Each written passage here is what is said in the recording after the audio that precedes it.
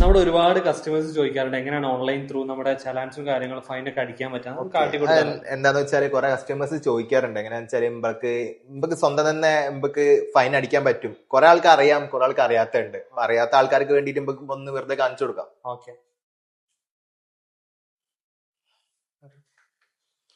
കണ്ടോ, ഈ ചലാൻ എന്ന് പറഞ്ഞ ഒരു ഗൂഗിൾ ഈ ചലാൻ അടിക്കുക.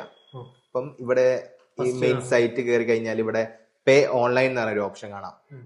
അപ്പം പേ ഓൺലൈൻ എടുത്തിട്ട് നമുക്ക് ഈ വെഹിക്കിൾ നമ്പർ ഏതാണോ, ഏത് വണ്ടി നമ്പറാണ് നമുക്ക് അടിക്കേണ്ടത് അതിന്റെ നമ്പർ അടിച്ചു കൊടുക്കുക. ഇപ്പം നമുക്ക് അടിക്കേണ്ട ഒരു വണ്ടി നമ്പറാണ്. അപ്പം നമ്മൾ ഇവിടെ തന്നെയാണ് ഇത് ഫൈന് ഇപ്പൊ നോക്കാറ്. അപ്പം ഇവിടെ അടിക്കാറുണ്ട് നമുക്ക് വരുന്ന ഫൈനൊക്കെ. ഗെറ്റ് ഡീറ്റെയിൽസ് കൊടുത്താൽ നമുക്ക് ഇതാ കണ്ടോ, ഫൈന് കുറെ ഉണ്ട്. അപ്പം ഇത് മൊത്തം നമുക്ക് അടിക്കണം. ഞങ്ങൾ അടിക്കുന്ന ഇതിലാണ്. അപ്പം അതുണ്ടോ, ഇതിപ്പോ ഒരു 500 രൂപേന്റെ ഫൈൻ ഉണ്ട്.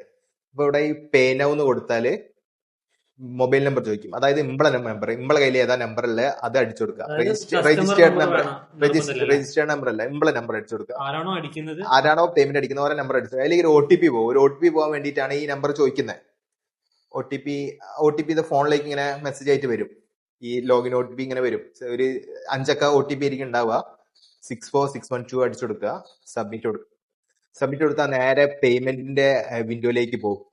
ഡയറക്റ്റ് പേയ്മെന്റ് വിൻഡോയിലേക്ക് പോയി ഇവിടെ ഈ ട്രഷറി കൊടുക്കുക, ഇവിടെ അക്സെപ്റ്റ് ചെയ്യുക, കണ്ടിന്യൂ കൊടുക്കുക.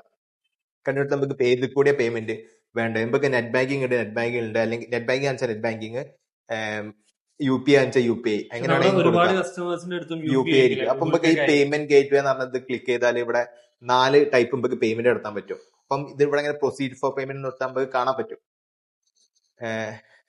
ജനറേറ്റ് ചെയ്ത് ഓക്കെ കൊടുത്താൽ ഒരു വിൻഡോയിലേക്ക് പോകും. നമുക്ക് ക്രെഡിറ്റ് കാർഡ്, ഡെബിറ്റ് കാർഡ് വെച്ച് ഇതിൽ ചെയ്യാം. ഇതിൽ നെറ്റ് ബാങ്കിങ് വഴി ചെയ്യാൻ പറ്റും. ഇതിൽ നമുക്ക് UPI വഴി ചെയ്യാൻ പറ്റും. UPI എന്നായിരിക്കും. അപ്പം നമുക്ക് UPI വഴി ചെയ്യുമ്പം ഏതാ വേണ്ട നോക്കാം. പ്രിഫറൻസ് Paytm, ഗൂഗിൾ പേ, ഫോൺ പേ ഏത് വേണമെങ്കിൽ നമുക്ക് നോക്കാം. അപ്പൊ നമുക്ക് തൽക്കാലം ഗൂഗിൾ പേയിൽ ചെയ്യുന്ന അങ്ങനെ കാണിച്ചു തരാം.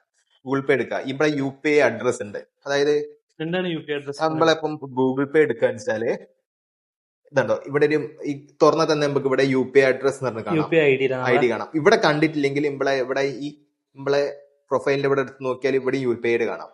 അപ്പം അതാണ് ഇവിടെ അടിച്ചു കൊടുക്കേണ്ടത്. അപ്പം നമുക്ക് അടിച്ചു കൊടുക്കാം. ഇവിടെ ഇത് അടിച്ചു കൊടുക്കാം. പിന്നെ ഈ അറ്റ് കഴിഞ്ഞിട്ടുള്ള ഇവിടെയാണ് അടിക്കേണ്ടത്. ഇവിടെ സെലക്ട് ചെയ്താൽ നമുക്ക് കാണാൻ പറ്റും ഏതൊക്കെയുള്ളത്. അതിൽ നമുക്ക് വേണ്ടത് എടുത്തു കൊടുക്കുക. ഇവിടെ എങ്ങനെയാണ് പേരുള്ളത് എടുത്തു കൊടുത്ത് ഇതാക്കിയിട്ട് വെരിഫൈ ചെയ്യുക. ആദ്യം വെരിഫൈ ചെയ്യണം. വെരിഫൈ ചെയ്ത് കഴിഞ്ഞാൽ നമ്മളെ പേര് കാണിക്കും, അക്കൗണ്ട് നെയിം കാണിക്കും, ആരെ അക്കൗണ്ടിൽ നിന്നാ പോകുന്ന ഓരോ പേര്. എന്റെ പേര് ഇപ്പം കാണിച്ചു. ഓക്കെ, അതിൽ നമ്മൾ പേ നൗ കൊടുക്കുക. എന്നിട്ട്